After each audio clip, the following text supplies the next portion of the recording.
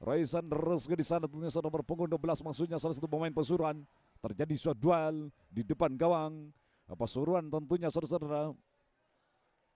Perseba Pamekasan kali ini ada Erik di sana, kirimkan maksudnya kepada Adam. Adam duel di sana, kalah duel dengan salah satu pemain Pasuruan. Yudeta di sana tentunya saudara-saudara. Umpan 1-2, variasi serangan sudah dibangun tentunya saudara-saudara. Wow, kali ini tentunya saudara-saudara sebuah upaya yang dilakukan anak-anak Perseba. Namun ada sebuah gangguan yang sangat-sangat luar biasa fatal tentunya saudara-saudara.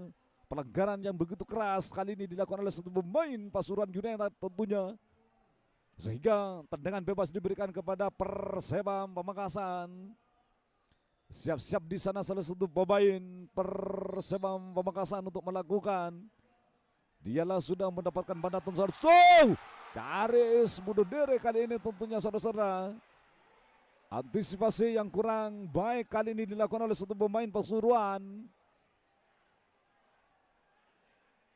Melebar ke sisi sebelah kiri mulut gawang Pasuruan tentunya saudara-saudara. Nampak ada sedikit kepanikan salah satu pemain Pasuruan di belakang tentunya saudara-saudara. Mampu diganggu dengan baik konsentrasi oleh salah satu pemain Perseba.